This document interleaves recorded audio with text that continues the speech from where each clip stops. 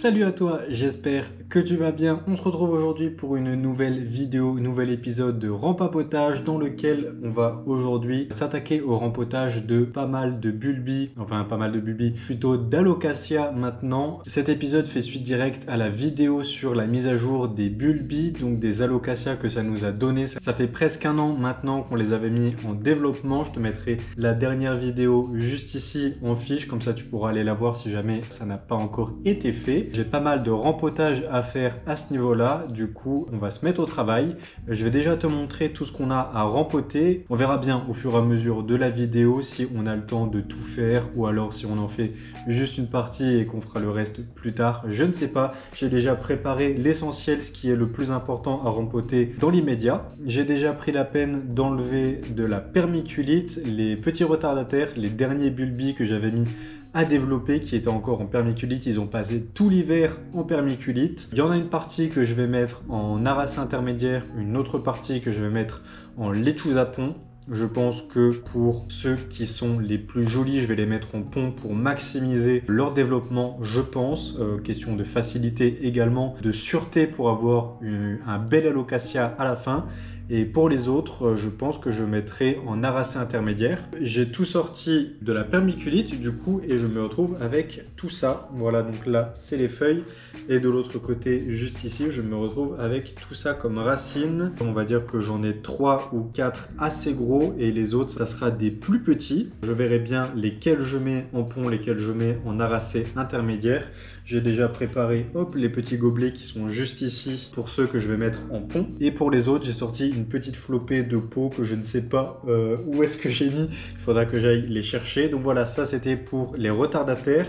Et enfin, les autres, c'est les Alocasia-ci, ceux qui étaient en aracé intermédiaire. J'ai besoin de les changer parce que l'aracé intermédiaire est détrempé. Il a beaucoup de mal à sécher. Les pots sont de qualité vraiment plus que médiocre. Si j'ai envie de les développer pour en faire des jolies feuilles d'ici le retour de l'été, il faut que je les change maintenant. Voilà, même si avec un substrat nul et un pot encore plus nul que le substrat, tac, ça m'a quand même donné voilà, un alocasia qui commence à refaire une jolie feuille. Et en même temps, ça me permettra, après les avoir rempotés, de les mettre à un autre endroit, à un endroit où ils seront davantage mis à la lumière et où potentiellement ils prendront moins de place. Donc voilà, ça sera que bénéfique. On va s'attaquer tout de suite. Je pense même qu'on va commencer par ces Alocasia-ci qui sont déjà en aracé intermédiaire. Ça sera le plus simple. Comme ça, on aura le temps de commencer à discuter parce qu'après, pour les autres que je vais mettre en pont,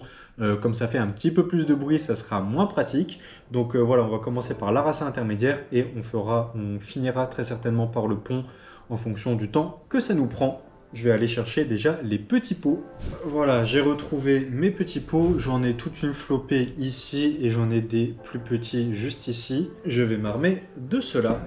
Je me suis fait également une petite liste des sujets que j'ai envie d'aborder avec toi aujourd'hui parce que on est là pour faire du rempotage et discuter. J'ai pas mal de choses dont j'ai envie de te parler. Je me suis fait une petite liste histoire de rien oublier. On va s'attaquer déjà. J'ai envie de m'attaquer au Black Velvet. Il y en a deux.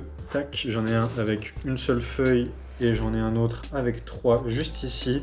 Et vraiment le terreau, il est, le substrat, il est horrible, c'est trempé dans tous les sens. Ce que je vais même faire, c'est que je pense que je vais tout dépoter et ensuite on fera le rempotage. Je vais pas les faire un par un parce que sinon ça va être extrêmement long. Comme ça, je dépote tout, je mets tout là-dessus, je vais tout jeter et ensuite on pourra rempoter. Hop. J'ai des jolies racines. Il n'y a peut-être qu'une seule feuille, mais il y a beaucoup de racines. Voilà, comme tu peux constater. Donc ça va faire de nouvelles feuilles très rapidement, je pense. C'est la période de toute façon, tellement mouillé que j'ai forcément des racines qui se décrochent, qui ont un petit peu pourri. En tout cas, il y a de quoi faire. Il a des bonnes chances de tenir un bon moment, celui-ci. Et celui-ci, on va constater. Je pense que ça va être la même chose. Je pense pas qu'il ait beaucoup plus de racines en vrai. Non, il en a même beaucoup moins. Il a plus de feuilles, mais il a bien moins de racines. Voilà, je fais attention histoire de pas tout arracher. C'est pas mal. Il y a matière, sauf que ça m'embête un petit peu parce que ça veut dire qu'il y a quand même trop de racines pour les mettre dans ces petits pots-ci. Ou alors je peux les mettre quand même, mais il faudra les rempoter quand même assez rapidement derrière. Donc je sais pas si ça vaut vraiment le coup. Bon, je pense que ça va en vrai. Je pense que c'est jouable de les mettre dans ces petits pots. Ça m'arrangerait parce que du coup, ça prendrait encore moins de place. Donc c'est soit je fais que des petits pots ou alors je prends des plus grands pots comme ça et je les rassemble au possible. On verra bien. Ensuite, je vais enchaîner avec les Yucatan Princess.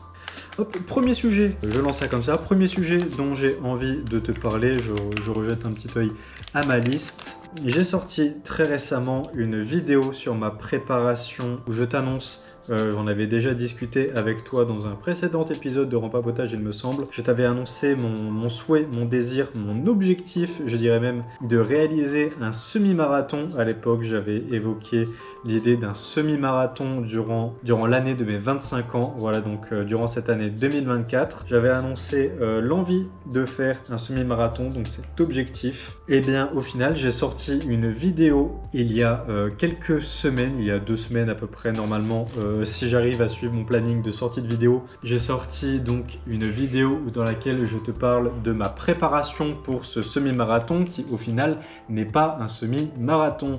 Voilà, j'ai décidé en début de préparation de finalement me tourner vers un objectif un petit peu plus gros, un petit peu plus ambitieux et avec davantage de challenge, celui qui est de ne pas faire un semi-marathon mais plutôt de réaliser un marathon. Je passe d'une envie de faire 21 km à 42 km. Voilà, je l'ai pris, je vais pas dire que je l'ai pris un petit peu sur un coup de tête comme décision, même si peut-être que si. J'ai peut-être pris la décision en tout cas un petit peu vite et pas dire qu'il y a du regret derrière, mais plus qu'au fur et à mesure de la préparation, je me rends compte que en fait il y a vraiment un fossé entre courir un semi-marathon et courir un marathon. Voilà, je m'arrête là juste dans mon explication. Je t'invite fortement à aller voir cette vidéo si tu ne l'as pas vue.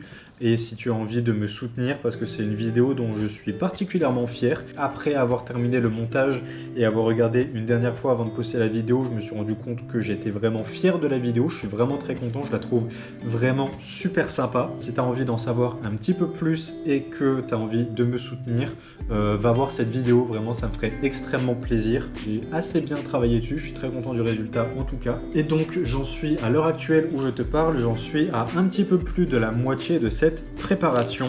J'ai des sorties qui sont de plus en plus longues, en tout cas une fois par semaine, et j'ai réalisé il y a 2 jours ma première sortie de 2 heures. Et courir 2 heures non-stop à allure marathon, disons, courir à une allure marathon, actuellement mon allure pour courir le marathon elle est à 7 minutes 12 par kilomètre. Si tu cours pas, je pense que tu vas avoir du mal à te représenter ce que c'est. Mais j'ai un petit peu moins de racines là-dessus. Je pense pas que tu arrives forcément à te représenter ce que c'est, mais c'est une allure qui est quand même relativement faible, j'aurais envie de dire. En tout cas, dans laquelle tu n'as pas envie de courir pendant une journée entière. Et en même temps, tu arrives quand même à la tenir suffisamment longtemps. Et après avoir couru 2 heures à cette allure-ci, je pense que pendant les bons 3 quarts, je me suis dit putain, mais en fait, c'est facile le marathon. En plus, j'ai écouté un podcast qui parlait du marathon, de l'expérience marathon. Je te le mettrai peut-être en lien juste ici, qui était super intéressant.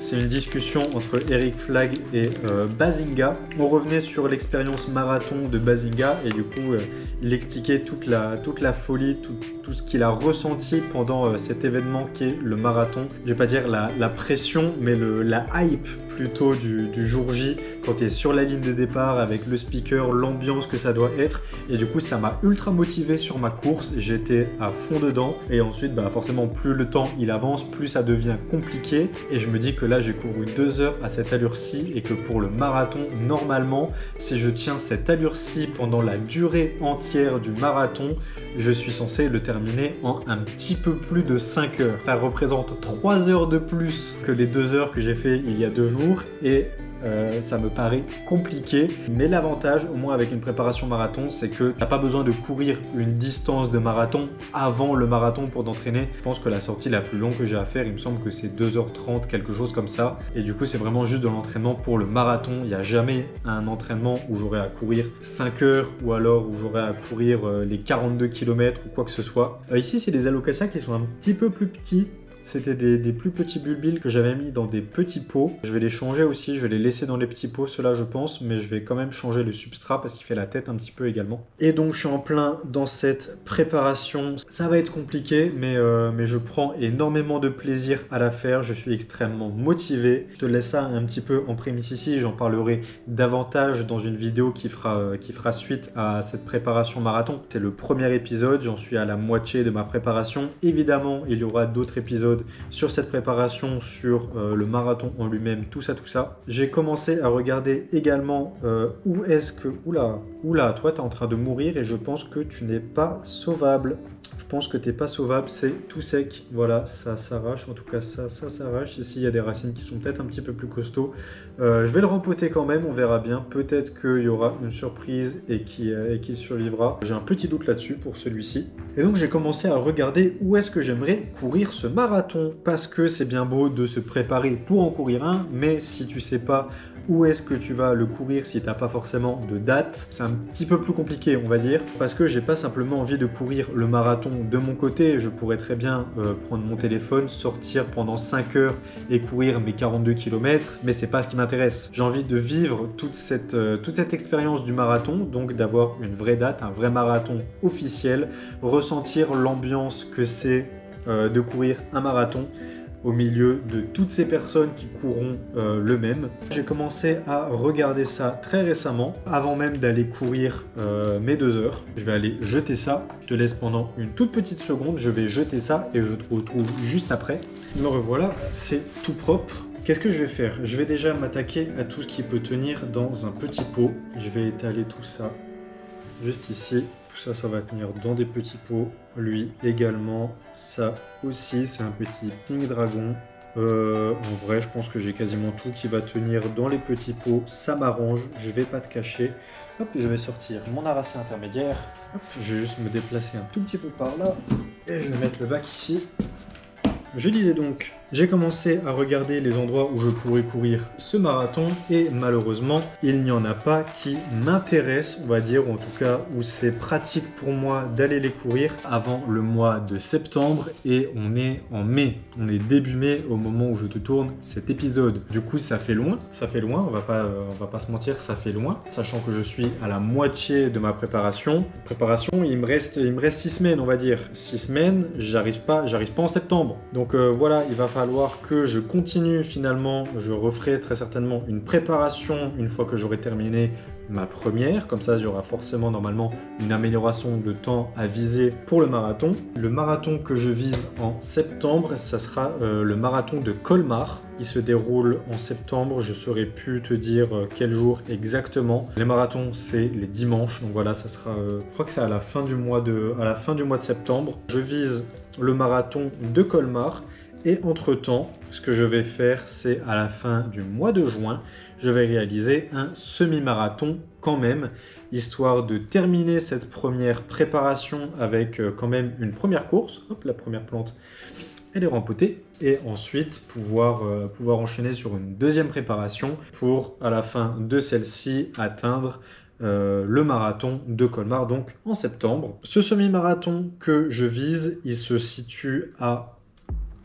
Attention, la prononciation de la ville, à Heillecourt, quelque chose comme ça, je crois. C'est à 15 minutes de Nancy, parce que du coup, la date concorde avec la fin de ma préparation. Et c'est relativement proche de moi en termes de logistique. C'est relativement simple et accessible pour moi qui suis à Metz et qui n'est pas véhiculé. Voilà, j'habite en centre-ville et donc je n'ai pas de voiture parce que quand tu habites en centre-ville à Metz, tu n'as pas besoin de voiture et que si tu as une voiture, c'est une galère pour les parkings et tout est payant et extrêmement cher. Voilà, je n'ai pas de voiture et donc c'est assez simple logistiquement pour moi d'aller courir ce semi-marathon. Il y avait tout de même un marathon à cette date, mais j'ai décidé de ne pas le faire pour une raison qui est peut-être bête, que tu vas peut-être trouver bête, mais qui pour moi est une bonne raison de ne pas courir ce marathon-ci. C'est que le parcours pour cette course, c'est en fait une boucle de 2 km. Ce qui fait que pour un semi-marathon, tu as cette boucle à courir 10 fois, mais que pour un marathon, ça représenterait donc 20 fois cette boucle à faire. et c'est pas du tout l'idée que je me fais d'un marathon. Voilà, c'est peut-être totalement débile comme réflexion, mais c'est pas l'idée que je me fais d'un marathon. J'ai beaucoup plus envie de partir d'un endroit, de voyager à travers ce marathon. Ouais, c'est ça, de voyager et de parcourir de la distance plutôt que de faire simplement une boucle encore et encore. C'est pour ça que j'ai décidé de ne pas le courir en tant que marathon, mais plutôt en semi-marathon, où je me dis que aller une dizaine de boucles, ça irait. Ça irait, voilà, et au moins ça fera un premier entraînement, une première expérience en course officielle. Ça me donnera un premier aperçu de ce que peut donner un marathon et en même temps ça me permettra de connaître tout ce qui est organisation, comment me préparer pour l'inscription à la course, me rendre à la course, comment ça se passe pour récupérer le dossard, pour ensuite se rendre à la course le lendemain, les différents départs, tout ça, ça me fera une première expérience. Je serai forcément moins stressé pour le marathon. Et du coup, je pense que ça peut que être du bonus de faire cette petite course en amont. Je pense que cette parenthèse course est terminée. Je pense que j'ai fait le tour de ce que j'avais à te dire là-dessus. Donc voilà, d'autres vidéos vont sortir sur ma préparation marathon. Si tu n'as pas vu la première, je t'invite à aller la voir. Ça me ferait extrêmement plaisir. Objectif semi-marathon à la fin du mois de juin et marathon en septembre. J'ai pas fait encore d'inscription, peut-être que finalement ça devra changer et qu'il faudra que je me trouve d'autres courses, je ne sais pas, peut-être qu'il y a quelque chose que j'aurais mal fait et du coup il faudra que je change ces objectifs, mais en tout cas pour le moment c'est ceux-là qui sont prévus. Ah, toi t'as beaucoup de racines quand même. Ah, t'es le Black Velvet. Black Velvet, t'as... Oh non, ça va. Non, ça va. Allez, je vais tout mettre dans les petits pots, ça m'arrange, ça me fera gagner de la place. Également, je t'ai parlé de cet objectif marathon. Voilà, c'est un truc qui est très important pour moi, que je me suis mis cette idée en tête à la fin de l'année dernière, ou plutôt, oui, si, fin d'année dernière, début d'année, lorsque j'ai pris mes résolutions, je me suis dit que cette année, après avoir découvert la course à pied pendant un an, je me suis dit, je veux réaliser quelque chose dans ce sport, le marathon. Voilà, c'est un objectif que je me suis posé pour cette année et j'ai réalisé déjà un autre objectif. Je m'étais fixé cet objectif de pendant un an. Tu vas trouver ça totalement débile peut-être, ou alors tu vas te dire mais cet homme est fou, pourquoi faire ça, pourquoi s'infliger ça? J'ai atteint un des objectifs les plus durs à réaliser de ma vie, certainement un des trucs dont je suis le plus fier. Ça peut paraître peut-être complètement débile, mais c'est un objectif que je m'étais fixé et que je suis extrêmement content. Ça, je suis pas du tout ravi de comment je l'ai installé. Je vais le mettre un petit peu plus profond. Ce dimanche 6 mai 2024, j'ai réalisé ma 365e douche froide consécutive. Voilà, c'est totalement débile. C'est la dernière douche que j'avais à prendre pour réaliser un an entier de douche froide. C'est pas le premier objectif, la première année de douche froide, on va dire, que je réalise. J'ai déjà fait une année entière de douche froide, c'est-à-dire de prendre des douches uniquement avec de l'eau fraîche, donc en tout cas suffisamment fraîche pour être désagréable. Et bien cette fois-ci, j'ai réalisé un an entier à ne prendre tous les jours uniquement des douches glacées, nuance différence avec douche froide, c'est-à-dire l'eau au plus froid possible à la douche pendant une année. Voilà, c'était un objectif que je m'étais fixé, c'est des choses que j'aime bien me fixer dans la vie de tous les jours, de me fixer des objectifs comme ça, des choses à réaliser. C'est d'ailleurs à ce propos que j'avais sorti la vidéo sur le tracker d'habitude. J'ai déjà réalisé en tout une année entière à faire de la souplesse tous les jours, une année à faire de la lecture également tous les jours. Une vidéo arrive très prochainement dessus, je devrais te la tourner normalement semaine prochaine, ça devrait arriver très bientôt. Une année entière du coup de la souplesse, une année à faire de la lecture tous les jours, une année à faire de la douche froide, de la douche glacée et également une année à faire des leçons d'anglais tous les jours. Pas des leçons d'anglais énormes, c'est évidemment du Duolingo parce que c'est le plus pratique. Mais voilà, c'est des petits défis que j'aime me mettre dans la vie de tous les jours. Et je suis extrêmement content, je suis extrêmement fier de ce step, de l'avoir réalisé. Ouais, toi, je vais te mettre dans un plus grand, je pense que tu tiendras mieux. Qu'est-ce que t'en penses? Après, c'est des pots que j'avais peut-être envie de garder pour des plantes en pont, celle-ci. Non, ça fera beaucoup de racines. Je vais te mettre dedans, toi. Hop. Allez, la décision est prise. Ah, ou alors lui, il y a plus de racines. Non, il y a mieux là-dedans. Ouais, je vais faire ça. Allez. Voilà, c'est du coup des choses que j'aime bien prendre dans la vie de tous les jours comme décision. Un an entier à ne prendre que des douches glacées. Je suis très content de l'avoir fait. Peut-être que je vais me fixer un autre objectif. Il y a quelque chose que j'aimerais beaucoup tenter. C'est cette fois-ci de prendre des bains glacés. Essayer de prendre régulièrement des bains d'eau froide. C'est quelque chose qui me tenterait au moins à essayer. Je ne sais pas si j'arriverai à le tenir régulièrement, mais au moins l'essayer pour l'expérience. Je pense que c'est quelque chose qui pourrait me chauffer. Donc voilà, très content d'avoir atteint cet objectif pendant un an. Un an à ne prendre que ces douches froides, peu importe les circonstances évidemment. C'est quelque chose qui n'est pas facile, mais que je recommande vivement. C'est pas facile dans le sens où forcément il y a des jours où t'as pas envie de prendre ta douche froide. Notamment, plus le temps avance dans la journée, moins tu as envie de la prendre. Je m'explique là-dessus.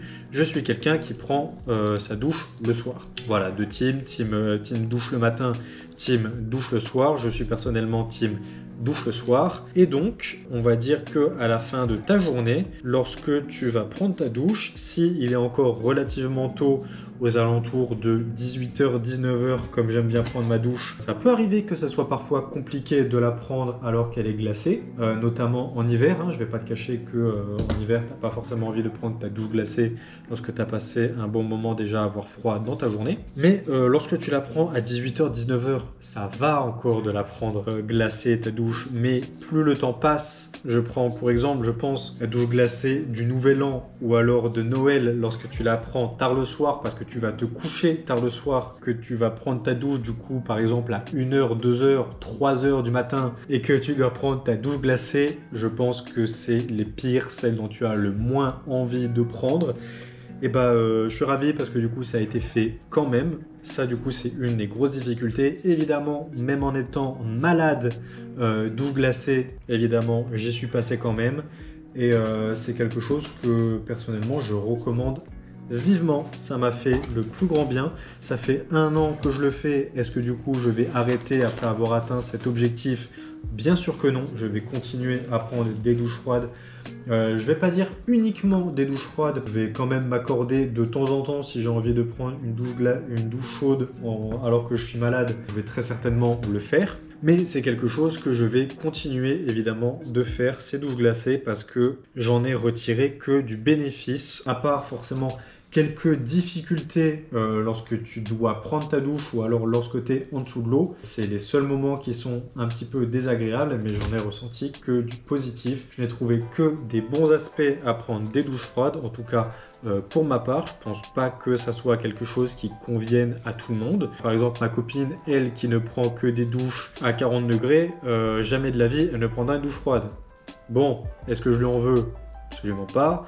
Simplement, c'est sympa, je fais des économies d'eau chaude en prenant, voilà, c'est un petit peu un running gag. Je fais des économies d'eau chaude, on va dire, en prenant que des douches glacées pour derrière, elles prennent une douche à 40 degrés.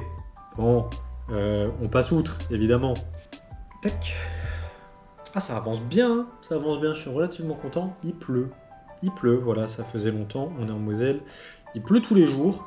Voilà, toi, c'est fait également. Et donc, je n'en ai ressenti que du bien à faire cette expérience, à prendre uniquement des douches froides. Normalement, ça a plein de bienfaits de prendre des douches froides, que ce soit pour les muscles, pour la peau, pour le système immunitaire.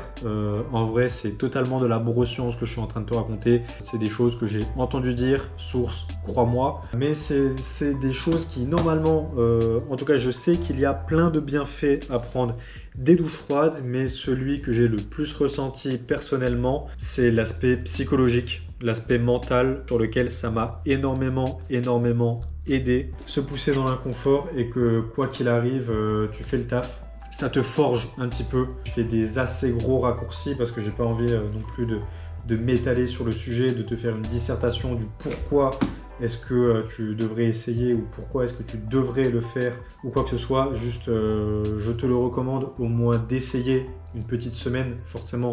Je vais pas dire d'essayer une journée parce que si tu le fais une journée, tu n'auras pas forcément envie de reprendre ta douche froide le lendemain, mais au moins essayer sur une courte période de le faire. Je n'en ai tiré pour ma part que du positif, c'est pourquoi je vais continuer à le faire malgré avoir atteint cet objectif. Donc voilà, je suis très content, cette année 2024 pour l'instant se passe relativement bien. J'ai atteint un très gros objectif qui était celui de terminer mon année à prendre uniquement des douches glacées ma préparation marathon qui se passe extrêmement bien et les objectifs là-dessus qui s'approchent rapidement. Est-ce que lui, le Black Velvet, je le mettrai pas dans ce pot-ci? Non, j'ai pas envie parce que le pot est moche. Comme tu peux le constater, c'est un pot de type moche. Il est tout vert, vert fluo. Et je pense que tu as peut-être déjà vu la décoration, en tout cas ce que tu vois dans le cadre. Tu dois bien te douter que ça ne va pas dans la déco. Donc je vais passer sur ce pot et je vais en chercher un autre. Probablement celui-ci. Celui-ci me paraît pas mal. Allez. Hop, on va pas réfléchir plus longtemps, je vais passer là-dessus. Donc voilà, pour l'instant, tout se passe extrêmement bien en termes d'objectifs. Ça, c'est deux sujets que j'avais envie d'aborder avec toi. Je vais revenir sur un autre sujet également dont je t'ai parlé déjà dans les précédents épisodes. Je t'avais parlé d'un livre que j'ai lu qui s'appelle L'effet cumulé de Darren Hardy, qui m'a énormément plu et dont je t'avais fait part de mon envie de te faire des vidéos sur ce livre afin de t'en apprendre davantage peut-être sur l'effet cumulé. Je ne sais pas si tu sais ce que c'est de près ou de loin, tu as peut-être une vague idée en tête de ce que ça peut être. Je t'avais fait part de mon souhait de te faire une série de vidéos là-dessus et ça avance grandement. Je vais bientôt terminer ma deuxième lecture du livre avec mes prises de notes, tout ça, et du coup c'est également des vidéos qui devraient arriver prochainement sur la chaîne et j'ai assez hâte de pouvoir te proposer ça. J'aurais peut-être envie de te le tourner davantage en mode podcast, à te faire un petit peu tout à la suite. En tout cas, je vais très certainement te l'aborder chapitre par chapitre plutôt que le livre dans son ensemble. J'ai envie de rentrer plus en profondeur dans le sujet du livre. Ça arrive très prochainement également. Je continue de travailler dessus et j'arrive bientôt à la fin. Il va falloir que je me mette à la préparation des vidéos maintenant. Je fais un tout petit aparté. Je fais une petite pause dans ce que je suis en train de te raconter et du coup on a terminé le rempotage de tous ces premiers alocasia. Au final tout tient dans les petits pots comme ceci, du coup je suis relativement content. Il y a juste ceux-là dans lesquels du coup plus gros pot parce qu'il y avait quand même pas mal de racines et comme ils sont relativement gros, au moins je suis sûr que ça tient. Ce que je vais faire c'est que ceux-là je vais les laisser sur le côté pour l'instant. On va s'attaquer aux alocasia retardataires. Il y en a certains que je vais mettre en arracé intermédiaire du coup. Toute petite pause, le temps que je débarque cela. Hop, la place est faite. Je viens de me rendre compte que ça fait déjà 45 minutes que je suis en train de te parler. Je me permets de boire un petit coup. Parce que ça fait quand même 45 minutes que je te parle, je commence à avoir pas mal soif. Je sais pas encore ce que je vais faire, peut-être qu'au final, ça sera dans une deuxième partie. Je ne sais pas, je n'ai pas encore fait le montage. En tout cas, je vais te le tourner tout de suite directement à la suite de l'autre. Peut-être qu'au final, ça sortira sur 2 jours différents. Je ne sais pas. C'est certainement envisagé parce que ça commence à faire long et en même temps, j'ai encore envie de te raconter pas mal de choses et je me sens bien. Je suis un petit peu dans le flow. Du coup, je vais continuer et peut-être que ça sortira sur 2 vidéos différentes. Je ne sais pas.